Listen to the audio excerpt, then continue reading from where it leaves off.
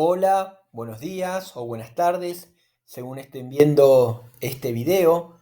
Hoy vamos a trabajar con el tema Planificación estratégica de la comunicación gubernamental, realismo e innovación, de Mario Riorda y Luciano Elizalde. En este video vamos a trabajar hasta donde dice primero el mensaje. Antes que nada, es importante que hagamos un recuadro general de la comunicación política. Como ya habíamos mencionado en la clase presencial, la comunicación política puede dividirse como gestión o bien como estudio de la gestión comunicacional que hacen los funcionarios o los candidatos. Para comenzar, la intelectual y profesora María José Canel diferencia comunicación política con minúscula, entendiendo la interacción de diferentes personas e instituciones donde se produce un intercambio de mensajes para articular la toma y aplicación de decisiones políticas en la comunidad, de la comunicación política con mayúscula, entendiendo el campo de estudios que se dedica a la reflexión de toda esa actividad. Principalmente es necesario destacar que la autora afirma que no hay posibilidad de hacer política sin comunicación. Esto lo habíamos visto en clase cuando decíamos que ningún funcionario en gobierno puede proyectar una segunda gestión o dar a conocer los logros de su trabajo si no lo comunica eficazmente, si no apela a los medios masivos de comunicación y a las redes sociales e Internet para que su comunidad conozca de tales logros.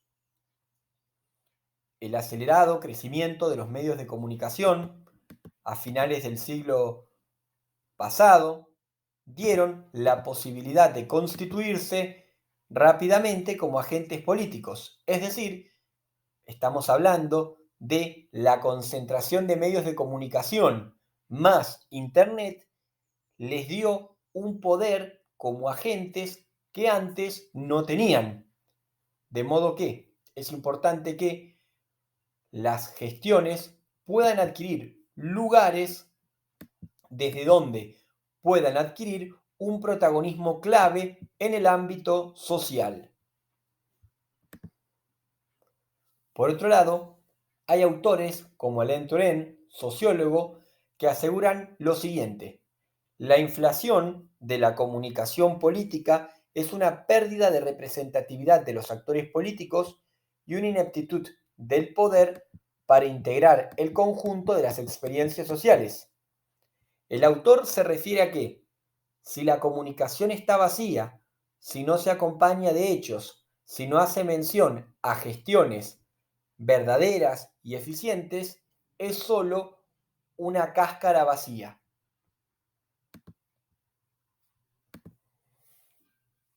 Ahora sí, empecemos con los autores hablando del tema de realismo e innovación. Tal como mencionamos en la clase pasada, es importante tener en cuenta este triángulo que abarca al gobierno, a los medios de comunicación y a la opinión pública.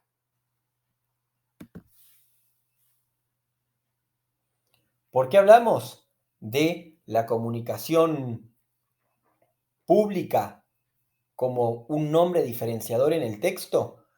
Porque, de una u otra manera, todas las organizaciones, sean públicas o privadas, de mayor grado o de menor grado, empresas, municipalidades, cooperativas, se dirigen al público. O sea que todas podrían tener el nombre de comunicaciones públicas, que cualquier mensaje que una organización, no importa si es pública o privada, podría llamarse comunicación pública porque todas se dirigen a un público. Entonces aparece el término comunicación gubernamental para diferenciar del resto, como podría ser la comunicación de una ONG, de una empresa, de los medios o las universidades. ¿Por qué es importante entonces el nombre diferenciador de comunicación gubernamental a los mensajes que emiten las distintas administraciones o entidades públicas? Porque los mensajes que provienen de las entidades administrativas apuntan a fomentar derechos, dar a conocer obligaciones y sobre todo fomentar y desarrollar ciudadanía.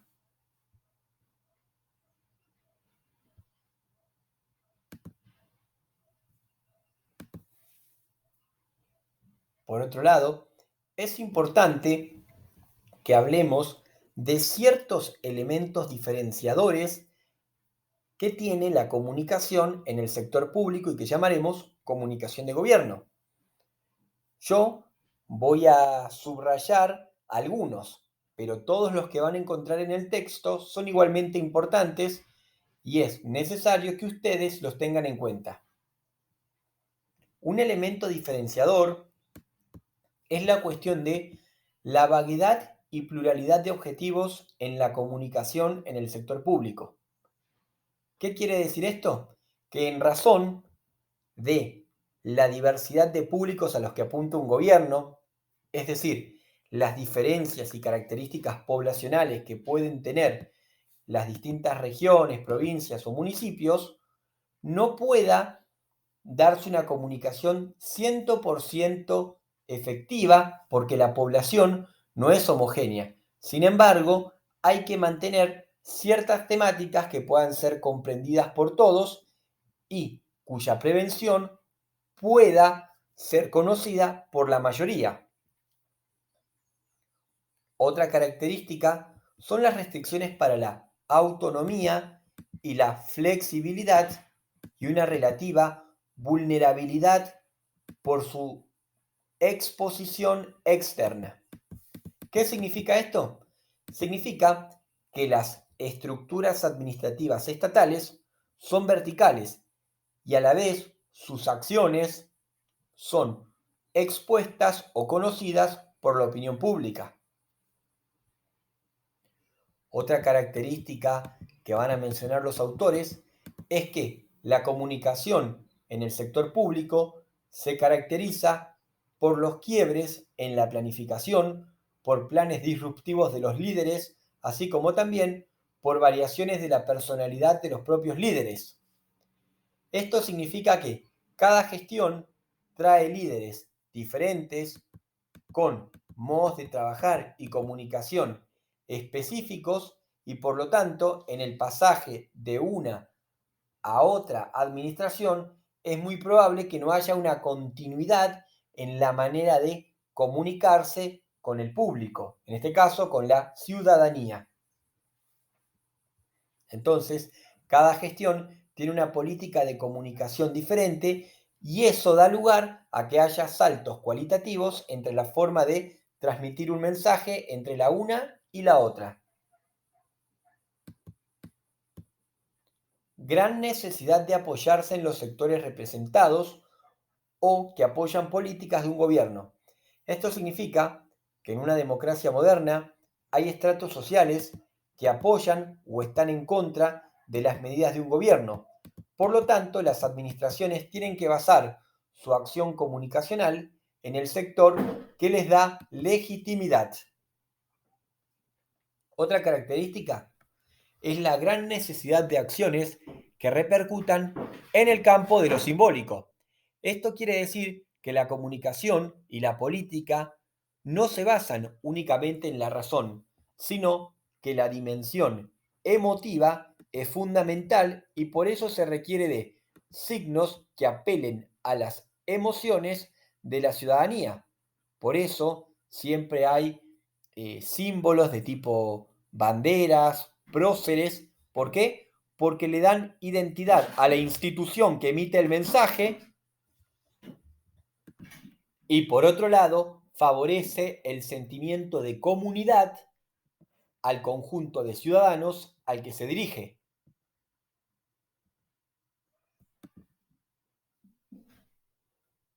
¿Qué hacer? Los autores proponen hacer un cambio desde adentro, ya que la comunicación en el sector público tiene estas características que las diferencian y que en muchos casos pueden ser más una desventaja que una ventaja, ellos proponen un cambio desde adentro utilizando una perspectiva que llaman estratégica para aprovechar las oportunidades del ambiente organizacional público, como por ejemplo la disponibilidad de recursos humanos y material para crear valor y hacer estas transformaciones, como se decía, desde adentro y tomando en cuenta un área muy aprovechable como son las de comunicación y relaciones con la comunidad o cualquier otra que permita mantener un contacto con la ciudadanía. Recuerden que actualmente muchos cambios a nivel institucional empiezan por lo simbólico, lo semiótico y el lenguaje organizacional. Entonces, retomando, creen que esta perspectiva desde hacer el cambio desde adentro favorece la búsqueda, la experimentación, el descubrimiento y la innovación en un área que suele subestimarse como es la relacionada con la comunicación. Esta concepción, que veremos más adelante, que se asocia al valor estratégico, adquiere mucha utilidad en ambientes de cambios rápidos. Lo vimos durante la pandemia 2020, donde la comunicación fue el área donde más se experimentaron cambios en las distintas organizaciones. Pero ninguna innovación puede darse en el ámbito de la comunicación gubernamental si no se adhiere a la concepción de que la política se da junto a la comunicación. Ya dijimos en clase que gobernar, administrar, legislar, gestionar, oponerse, proponer ofertas políticas alternativas requiere de comunicación. No hay políticas sin comunicación.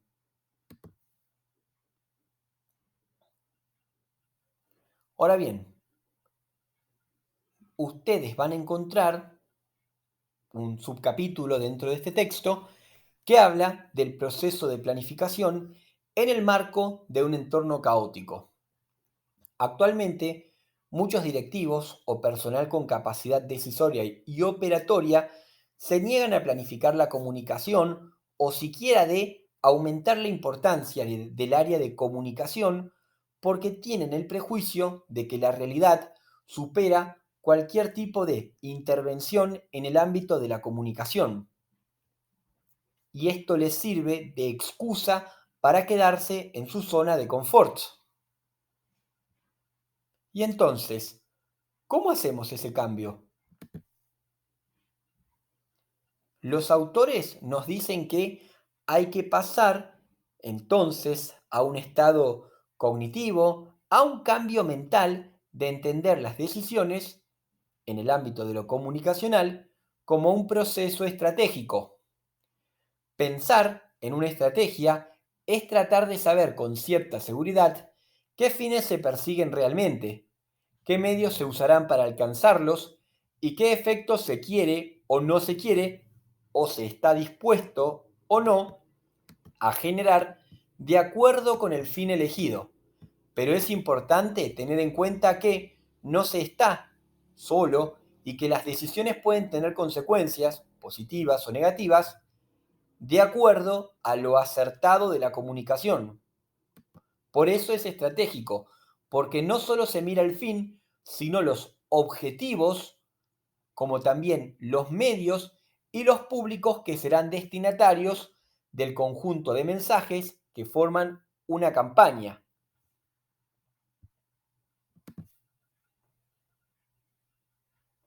Y retomamos esto. Es importante tener en cuenta al otro. ¿Quién es ese otro? Es el receptor del mensaje. Una mala comunicación puede afectar la percepción gubernamental, política y valorativa de quien la emite, en este caso una institución pública, respecto de su receptor, el ciudadano.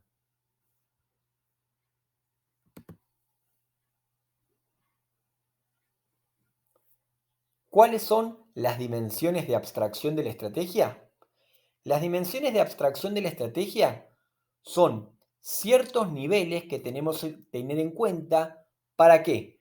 Para que nuestra campaña de comunicación, si bien en este caso estamos hablando de la comunicación gubernamental, puede aplicarse a la comunicación política y al marketing político en general.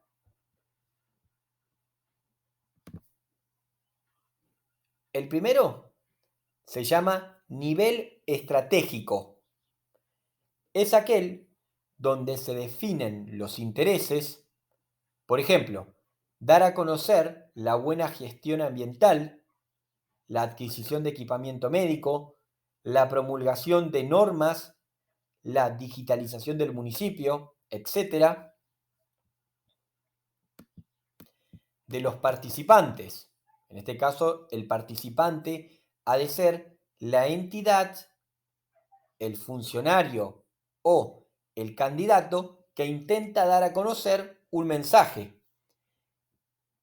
Y este mensaje debe expresarse, ya sea hágase una mamografía en el mes de la madre o hágase una mamografía todo el año, puede hacer sus trámites ahora por internet, el municipio cuenta con eh, lugares para reciclar, es decir, que el mensaje es la propuesta o la demostración de algo que ya ocurrió a través de los medios.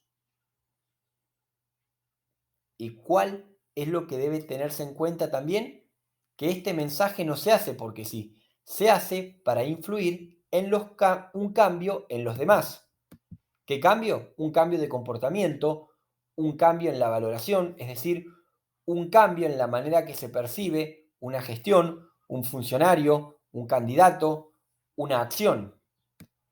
Y se debe tener en cuenta cómo alcanzar y cuáles son los fines que se pretenden. ¿Cómo alcanzar? Bueno, a través de ciertas acciones de comunicación. ¿Y cuáles son los fines que se pretenden alcanzar? Bueno, los fines van a depender de la organización o del funcionario o del candidato a cargo del mismo.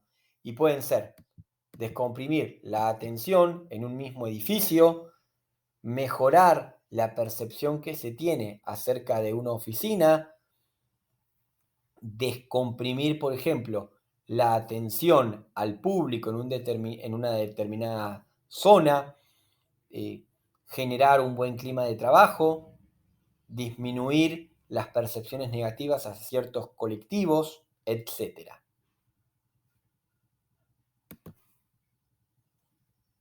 El segundo nivel que encontrarán se llama nivel operativo.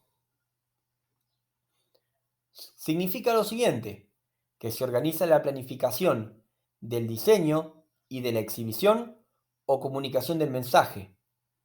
Y entonces hay que hacernos algunas preguntas para llevar a cabo este nivel operativo. ¿Qué se va a decir? ¿Cómo se lo va a decir? ¿Cuándo se lo va a decir? ¿Por qué medios? ¿Qué forma adquirirán los mensajes? ¿Cuánto tiempo va a durar?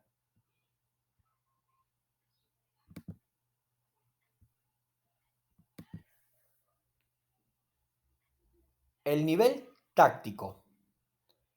En el nivel táctico se ejecuta el mensaje de modo concreto y fáctico.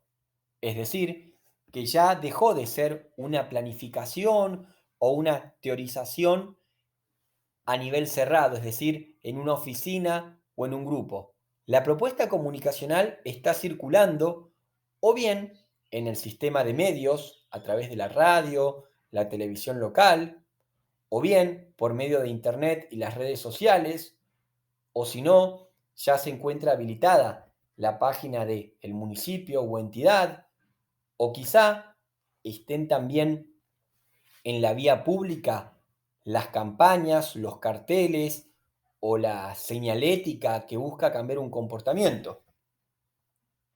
Ahora bien, el nivel táctico es quizá el más complejo. ¿Y por qué? Porque se va subdividiendo en distintos niveles. El primero de estos subniveles en que se divide es el llamado político. Y tiene que ver con político, no tanto con la cuestión partidaria, sino porque hay distintos intereses que están en pugna, es decir, que están en lucha y que debemos armonizar. Vamos a empezar entonces diciendo que en este nivel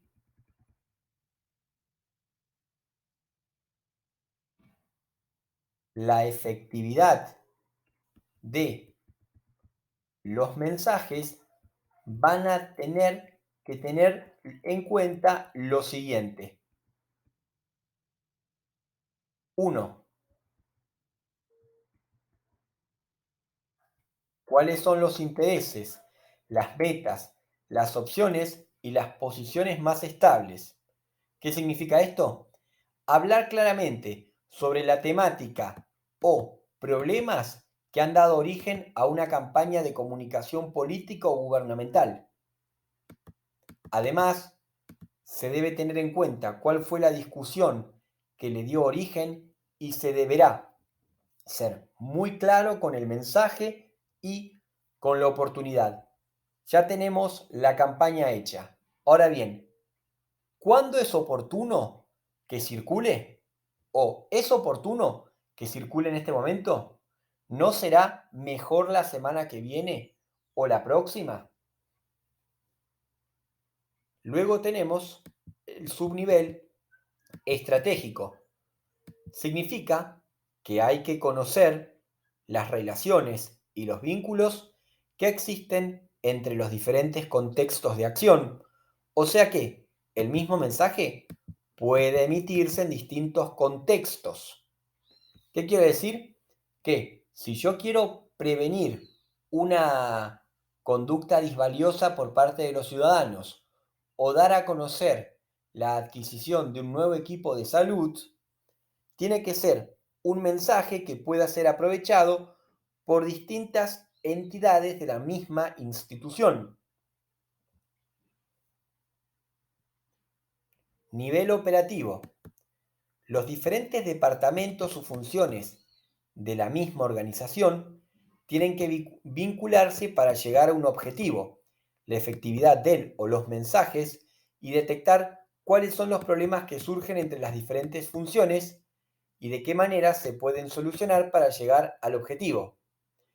Esto significa que el mismo mensaje sea coherente sin importar cuál es la oficina que lo da a conocer.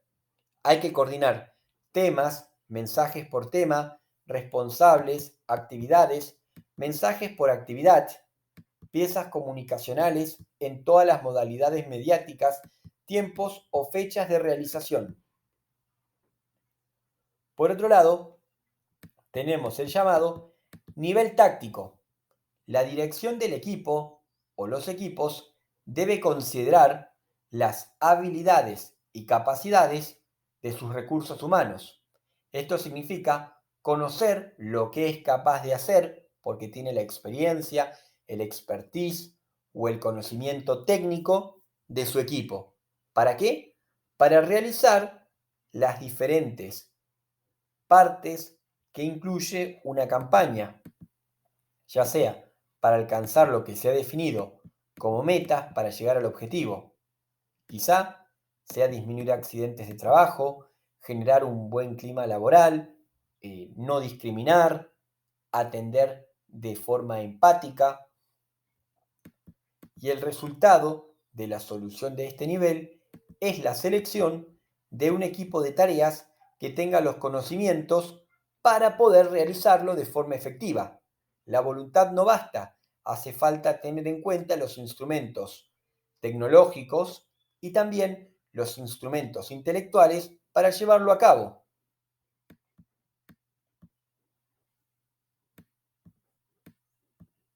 Es lo que más adelante se va a aclarar como lo siguiente.